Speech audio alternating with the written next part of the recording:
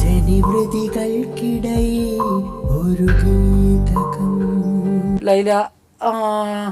ലൈലയുടെ കാര്യങ്ങളെല്ലാം പറഞ്ഞു, ജഡ്ജസ് എല്ലാം കേട്ടു. പിന്നെ വളരെ ദുരിതപൂർണമായ ഒരു ജീവിതം നയിച്ചുകൊണ്ടിരിക്കുകയാണ്. എങ്കിൽ പോലും ലൈലയുടെ ഭാഗത്ത് നിന്ന് ആരെങ്കിലും, കുടുംബത്തിൽ ആരെങ്കിലും ഒരാളും കൂടെ സംസാരിച്ചാൽ നമുക്ക് എന്താ പറയുന്നത്, ഇതുവരെ ജീവിച്ച ജീവിതമല്ല, ഇപ്പം ജീവിച്ചുകൊണ്ടിരിക്കുന്ന ജീവിതത്തിൻ്റെ പേരിലാണ് ലൈല വന്നിരിക്കുന്നത്. ലൈല ഇന്ന് ജീവിച്ചുകൊണ്ടിരിക്കുന്ന മറ്റൊരു ജീവിതത്തിന്റെ പേരിലാണ് വന്നിരിക്കുന്നത്.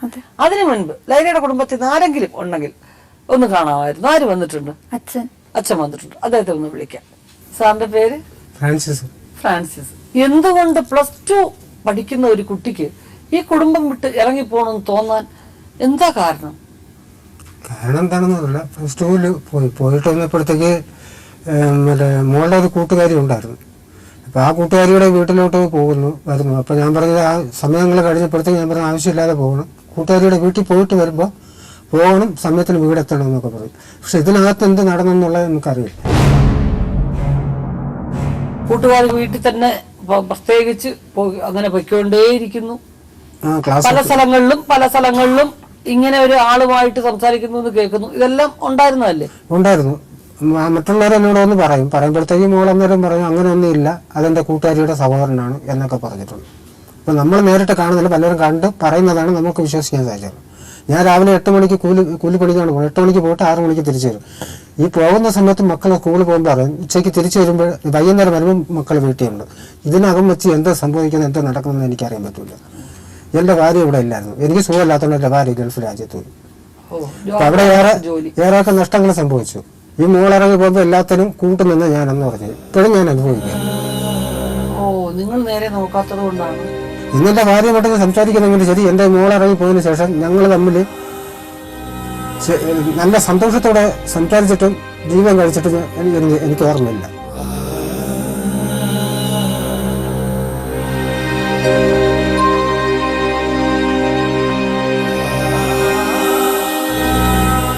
പോയത് ഫ്രാൻസിസും കൂടെ അറിഞ്ഞുകൊണ്ട് ഇറക്കി വിട്ടതാണ്. നിങ്ങൾ ഉത്തരവാദിത്തോട്ട് നോക്കിയില്ല.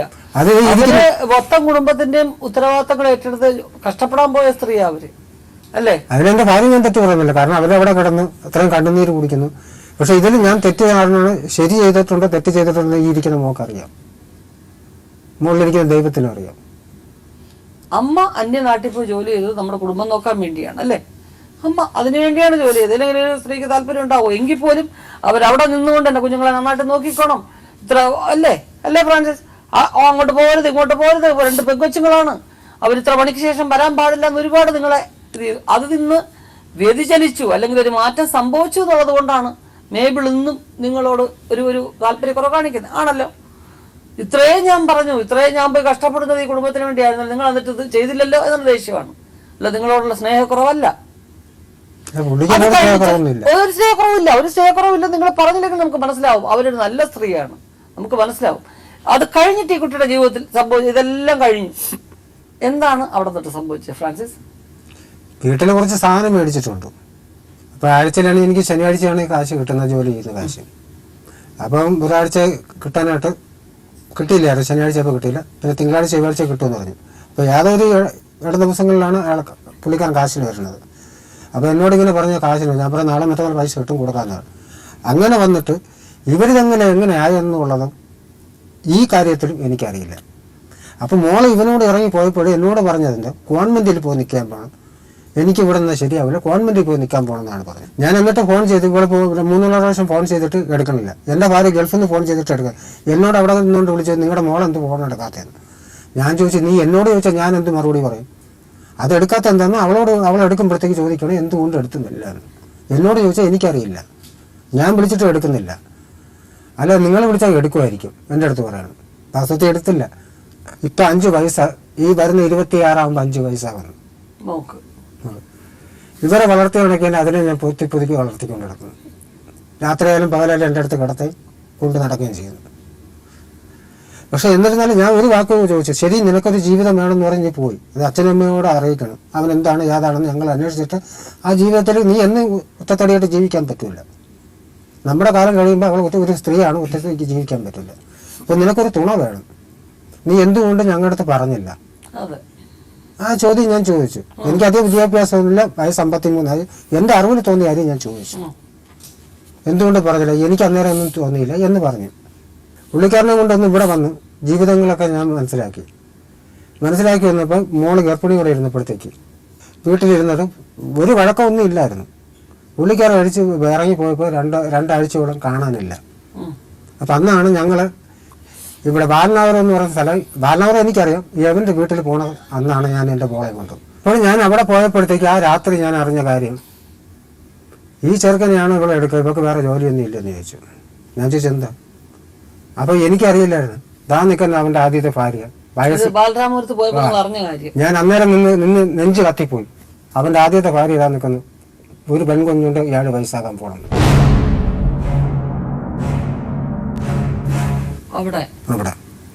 ഇപ്പൊ ഞാൻ വേറെ ഒന്നും ചോദിക്കുന്നില്ല, ഇഷ്ടപ്പെട്ടുള്ളൂ.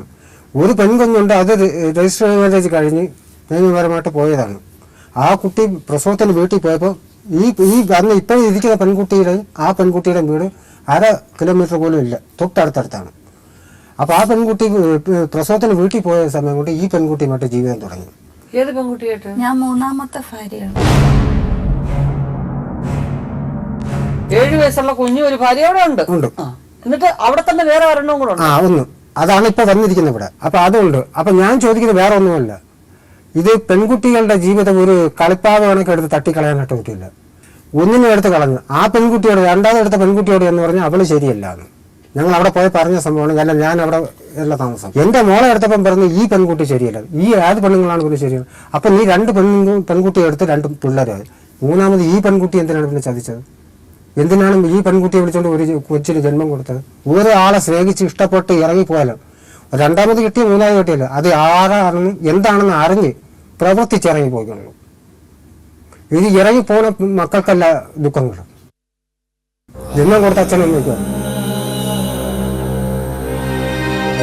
ഈ പ്രശ്നം നടന്നപ്പോൾ 2 പ്രാവശ്യം എൻ്റെ അടുത്ത് പറഞ്ഞ് ജീവിച്ചിരിക്കില്ല എന്ന് ഉണ്ട്. അപ്പൊ ഞാൻ മോളോട് ചോദിച്ചു, ഞങ്ങളുടെ കാലം കഴിയുമ്പോൾ നിന്റെ അമ്മയുടെ എൻ്റെ കാലം കഴിയുന്നത് നിന്റെ 2 കുഞ്ഞുങ്ങളെ ഞങ്ങൾ നോക്കും, അത് കഴിഞ്ഞ് നിന്റെ കുഞ്ഞുങ്ങൾ ആര് നോക്കും? അവരനാഥരായി. ഈ കഴിഞ്ഞതിനപ്പുറത്തെ ഞായറാഴ്ച അവിടെ പോയപ്പോൾ ഈ കുഞ്ഞിനെ കയ്യിൽ വെച്ചിരിക്കുകയാണ്. അതിന് മുന്നേ ഇവൻ വരുന്നതിൻ്റെ 3 ദിവസത്തിന് മുമ്പ് ഇളക്കവും ഛർദ്ദലും പിടിച്ച് കൊച്ച് വല്ലാതെ ഇരിക്കുകയാണ്. ചെന്ന് ഈ കൊച്ചി അവൻ അവിടെ നിൽക്കുന്നു, ഈ കൊച്ചിനെ പിടിച്ചോണ്ട് ഞാൻ നിൽക്കുന്നു. ഈ കൊച്ചി അവൻ ജന്മം കൊടുത്ത കൊച്ചു ഏതെന്ന് പോലും അവനറിയില്ല. അപ്പൊ ഇതിനു മുമ്പ് എൻ്റെ അടുത്ത് പറഞ്ഞിട്ട് മൂത്ത മോളെ എൻ്റെ അടുത്ത് ആക്കി തന്നിട്ട് മോള് ഇവിടുന്ന് ഓട്ടോ പിടിച്ച് 2 ആഴ്ചയ്ക്ക് മുമ്പ് പോയി ആ പെൺകുട്ടിയുടെ വീട്ടിൽ വെച്ച് ഇവന് ആ പെൺകുട്ടിയെ കണ്ടു. ഇവൻ അവിടെ പോണില്ല എന്ന് പറഞ്ഞു. അപ്പോൾ ഇവിടെ തിരക്കി പോയി അവിടെ കണ്ടപ്പോൾ എവിടെ കണ്ടപ്പോൾ എടുത്ത് ഓടിയപ്പം പിന്നെ ഇപ്പോൾ വന്നില്ല സഹോദരൻ പറഞ്ഞു, ഇത് നല്ല അടി കൊള്ളാത്തതിൻ്റെ കുറവാണ്. അവൻ പറഞ്ഞു നോക്കാം, അടി കൊള്ളാത്തതുകൊണ്ട് ഇന്നൊരു അടി കിട്ടിയ ഇങ്ങനെ ഒന്നും കാണിക്കില്ലായിരുന്നു. അല്ലാതെ അവനെ ഭീഷണിപ്പെടുത്തിയ വേറെ ഒന്നും ഇത്രയും. പിന്നെ എൻ്റെ കൺമുമ്പിൽ വെച്ച് ഈ വീട്ടിൽ വെച്ച് എനിക്ക് ഇറങ്ങി പോണതിന് എത്രയോ പ്രാവശ്യം എൻ്റെ മോളെ അടിച്ചെന്നറിയാം. ആവശ്യമില്ലാത്ത കാര്യം, ഇത് എന്ത് താമസിച്ച് വരുന്നത്, കാശ് എന്തെങ്കിലും ഇതൊക്കെ ചോദിച്ചതിന് അടിച്ചിട്ടുണ്ട്. ഞാൻ ഒന്നും മിണ്ടാത്ത കണക്ക് ഞാനത് കേട്ടോണ്ടിരുന്നു. കാരണം ഇന്നത്തെ തലമുറയിൽ പറയണത് അച്ഛനും അമ്മയാണ് പ്രശ്നം ഉണ്ടാക്കി, ഞങ്ങൾ നിസ്സാരമായ കാര്യത്തിനാണ് പിണങ്ങിയത്, അച്ഛനും അമ്മ അത് ഊരി പെരുക്കിയാണ് ഞങ്ങളുടെ ജീവിതം തുടങ്ങി. ഇവിടെ എൻ്റെ മോളൊരു വീട് വയ്ക്കാൻ പോയപ്പോഴത്തേക്ക് എൻ്റെ ഭാര്യ എൻ്റെ പേരിൽ ഒരു പൈസ അയച്ചു തന്നിട്ടില്ല. അപ്പോൾ ഞാൻ ചോദിച്ചു, നീ കാണിക്കുന്നത് ശരിയല്ല, ഞാൻ ഇവിടെ ഇരിക്കുകയാണ് എന്ന്. അപ്പോൾ എൻ്റെ അടുത്ത് പറഞ്ഞു, നമുക്ക് മൂത്ത ആൺമക്കളൊന്നും ഇല്ലല്ലോ, മൂത്ത മോൻ്റെ സ്ഥാനത്ത് എൻ്റെ ഭാര്യ കഷ്ടപ്പെട്ട്, അത്രയും പറയാനുള്ള കഷ്ടപ്പെട്ട് എൻ്റെ 2 ചെറുമക്കൾക്കും മാലയും കമ്മലുമായിട്ട് കൊടുത്തിട്ട് അത് വരെ കൊണ്ട് വിറ്റ് കളഞ്ഞു. അപ്പൊ നിങ്ങളുടെ പേരിലല്ല പൈസ അയക്കുന്നത്, മേബിൾ അയക്കുന്ന ആരുടെ പേരിലാണ്? ഇവരുടെ ഭർത്താവിന്റെ പേരിൽ. അപ്പൊ അവനൊരു സ്ഥാനം കൊടുക്കും, എന്റെ പേരില് അല്ലെങ്കിൽ അവനൊരു സ്ഥാനം കൊടുക്കണം. അദ്ദേഹത്തിന്റെ പേരെന്താ? വൈശാഖൻ. വൈശാഖിന്റെ പേരിലാണ് മേബിൾ അയക്കുന്നത്. വീട് പണിക്ക് ഫുള്ള് പൈസ അങ്ങനെയാണ് ചെയ്തത്. എനിക്കാണ് അമ്മ വച്ച് തന്നത് വീട്.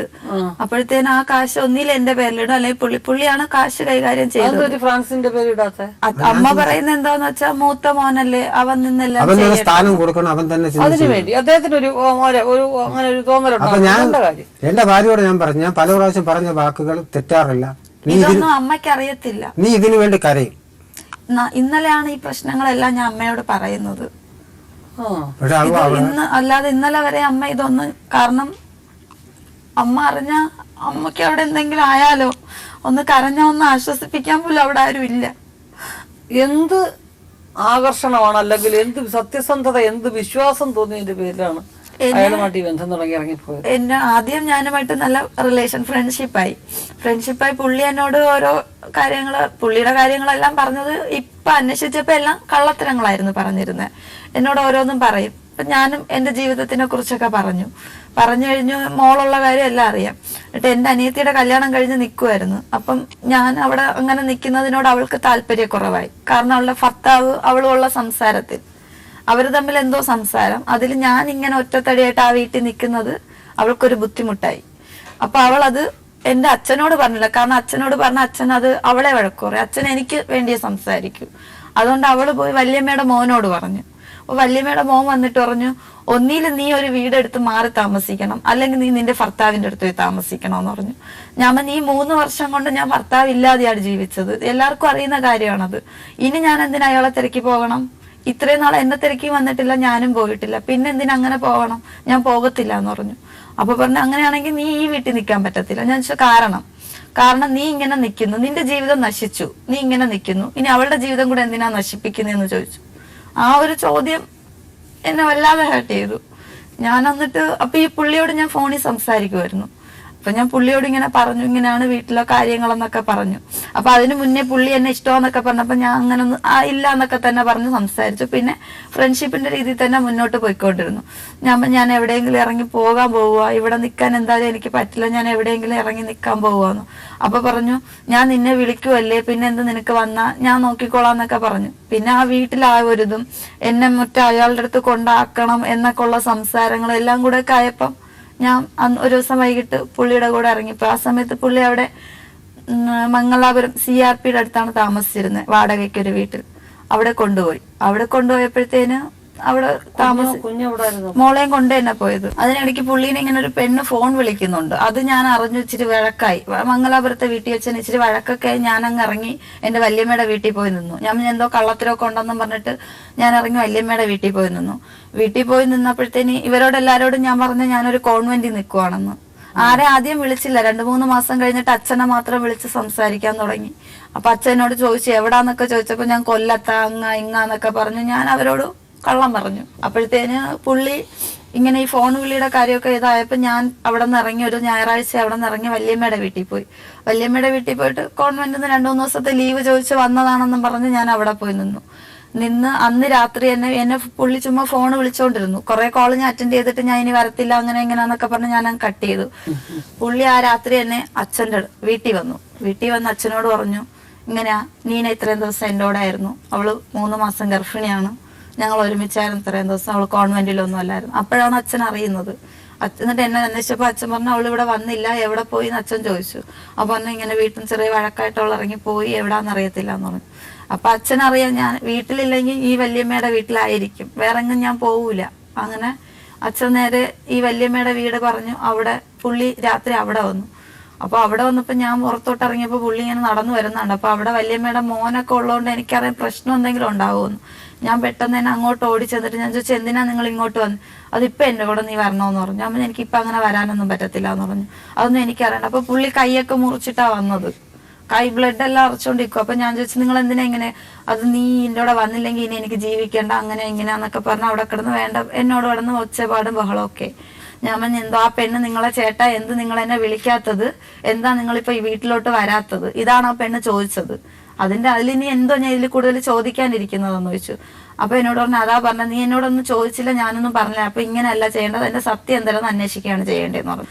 ഒരു 8 മണിയായപ്പോഴത്തേനും ആരോ എന്നെ ഫോൺ വിളിച്ചിട്ട് പറഞ്ഞു, നീ എവിടാ? അത് അവൻ ഇങ്ങനെ വണ്ടിയിൽ നിന്ന് വീണു, അവന് വയ്യ, അവൻ ഹോസ്പിറ്റലിലാന്ന് പറഞ്ഞു. ഞാൻ അവിടെ നിന്ന് തന്നെ അപ്പോഴേ തന്നെ ഇറങ്ങി. ഞാൻ പറഞ്ഞു, കുഞ്ഞ് ഞാൻ പോകണം, എന്നെ കോൺവെന്റിൽ നിന്ന് ഫോൺ വിളിച്ചു, ഞാൻ പോവുകയാണെന്ന് പറഞ്ഞു. അപ്പൊ അവർ വെച്ചാൽ എന്റെ 3 ദിവസത്തെ ലീവ് ഉണ്ടെന്ന് പറഞ്ഞാൽ എന്താ അറിയത്തില്ല എന്ന് പറഞ്ഞു. വെപ്രാളത്തിൽ അവിടെ നിന്ന് ഇറങ്ങി നേരെ മംഗലാപുരത്തേന് ഒരു ഹോസ്പിറ്റലിൽ, ഒരു കൂട്ടുകാരനാണ് എന്നെ ആ ഹോസ്പിറ്റലിൽ കൊണ്ടാക്കിയത്. ഡോറിന് അവിടെ കിടക്കുമെന്ന് പറഞ്ഞു. അങ്ങോട്ട് ചെന്നപ്പോൾ ട്രിപ്പ് ഇറക്കി കിടത്തിയേക്കുമായിരുന്നു. അങ്ങനെ ഞാൻ വിളിച്ചപ്പോൾ ഒന്നും ഉണരുന്നില്ല. കുറെ കഴിഞ്ഞ് ഉണർന്നിട്ട് കരച്ചിലും ബഹളമൊക്കെ.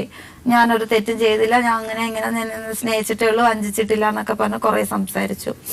അങ്ങനെ പുള്ളിയുടെ ഫോണിൽ കോള് വന്നുകൊണ്ടിരിക്കുന്നു. ഇവരുടെ കുഞ്ഞമ്മ, അമ്മ, അച്ഛൻ എല്ലാരും വിളിച്ചുകൊണ്ടിരിക്കുക. അപ്പൊ ഞാൻ കോൾ എടുത്തിട്ട് ഞാൻ പറഞ്ഞ കുഴപ്പമൊന്നുമില്ല, ഹോസ്പിറ്റലിലാന്നൊക്കെ പറഞ്ഞു. അപ്പൊ ഇവരാരും ചോദിക്കുന്നില്ല, ഞാൻ ആരാണെന്ന് ആരും ചോദിച്ചില്ല. എന്നിട്ട് അവരുടെ അച്ഛൻ എന്നോട് പറഞ്ഞു, എന്തിനാ മോളെ എപ്പോഴും വഴക്ക് കൂടുന്നു? ഞാൻ എപ്പോഴും അങ്ങനെ വഴക്കൊന്നും കൂടുന്നില്ല, ആരാ പറഞ്ഞത്? പിന്നെ എന്താ അവൻ എന്ത് പറ്റി, അവന് ടെൻഷൻ എന്താ, വിഷമം എന്താ, അവൻ എന്തിനാ കൈമുറിച്ചത്, ഇങ്ങനെയൊക്കെ ചോദിച്ചു. ഞാൻ പറഞ്ഞു എനിക്കൊന്നും അറിയത്തില്ല അച്ഛാന്ന് പറഞ്ഞു. ഞാനങ്ങ് ഫോൺ കട്ട് ചെയ്തു. കുറച്ച് കഴിഞ്ഞപ്പോൾ ഒരു കോൾ വന്നു. ആ കോൾ പുള്ളിയുടെ ഫോണിലാണ് ഈ കോൾ വരുന്നത്. ഞാൻ എടുത്തപ്പോൾ ഒരു പെണ്ണായിരുന്നു. എടുത്തിട്ട് ചോദിച്ചു, ചേട്ടൻ എന്ത് ചെയ്യുന്നു ചോദിച്ചു. ഞാൻ ചോദിച്ചു, ഇതാരാ? അത് ഞാൻ ആശയാ. ഞാൻ ചോദിച്ചു, ഏതാശ? അപ്പൊ അത് ഞാൻ പുള്ളിയുടെ ഭാര്യയാന്ന് പറഞ്ഞു. ഒന്നും സംസാരിച്ചില്ല അവളോട്. ഞാൻ പറഞ്ഞ ഇപ്പൊ കുഴപ്പമൊന്നുമില്ല, അങ്ങനെ കിടക്കുവാന്ന് പറഞ്ഞു. എന്നിട്ട് ഈ കോള് കട്ട് ചെയ്ത് ഈ ഫോൺ ഓഫ് ചെയ്തിട്ട് അപ്പോഴേ എന്നെ ഡിസ്ചാർജ് ചെയ്തു. പുള്ളിയെ ഡിസ്ചാർജ് ചെയ്ത് വീട്ടിൽ കൊണ്ടുവന്ന് ഇരുത്തിയിട്ട് ഞാൻ പറഞ്ഞു, എന്തായാലും ഇനി നമുക്ക് ജീവിതം മുന്നോട്ട് പോകണമെങ്കിൽ നിങ്ങൾ സത്യം പറഞ്ഞേ പറ്റത്തുള്ളൂ എന്ന് പറഞ്ഞു. എനിക്കിപ്പോ ഇതിൽ കള്ളം പറയേണ്ട ആവശ്യമില്ല. എന്നോട് പുള്ളി പറഞ്ഞ കാര്യമാണ് അത്. ഇങ്ങനെയാണ്, ആശ എന്ന് പറയുന്ന ഒരു പെണ്ണ് നിയമപരമായിട്ട് കല്യാണം കഴിച്ചതൊന്നും അല്ല, എൻ്റെ കൂടെ ഇറങ്ങി വന്ന പെണ്ണാണ്. അതിലൊരു ആൺകുട്ടിയുണ്ട്. അവൾ ആദ്യം സ്നേഹിച്ചിരുന്നത് പുള്ളി വൈശാഖിന്റെ ബ്രദറിനെയാണ് സ്നേഹിച്ചിരുന്നിട്ട് ആ ബ്രദർ ഗൾഫിൽ പോയപ്പോഴത്തേനും അവർ തമ്മിൽ കോണ്ടാക്ട് ഇല്ലാതായപ്പോ അതിന്റെ പേര് ചോദിച്ച് ഇവളുടെ അടുത്ത് വരാൻ തുടങ്ങി. ഇയാളുടെ അടുത്ത് വൈശാഖിനോട് വരാൻ തുടങ്ങി. വൈശാഖിന്റെ അടുത്ത് വന്ന് ഇച്ചാനും ഇവളും സംസാരിച്ച് ഇവര് നല്ല റിലേഷനായി ഇയാളോടൊപ്പം ഇറങ്ങിപ്പോയി. ഡിഗ്രിക്ക് എങ്ങാണ്ട് പഠിച്ചുകൊണ്ടിരുന്ന പെണ്ണ ഇറങ്ങിപ്പോയി. ഇവര് വിഴിഞ്ഞത്തോ അവിടെ എവിടെയൊക്കെ വാടകയ്ക്കൊക്കെ താമസിച്ചിരുന്നു. എന്നിട്ട് പുള്ളി എന്നോട് പറഞ്ഞതെന്നു വെച്ചാൽ പെണ്ണിന്റെ സ്വഭാവം കൊള്ളില്ല, ഞാൻ പല രീതിയിൽ കണ്ടിട്ടുണ്ട്, അതുകൊണ്ട് ഞാൻ വേണ്ടെന്ന് വെച്ചതാ.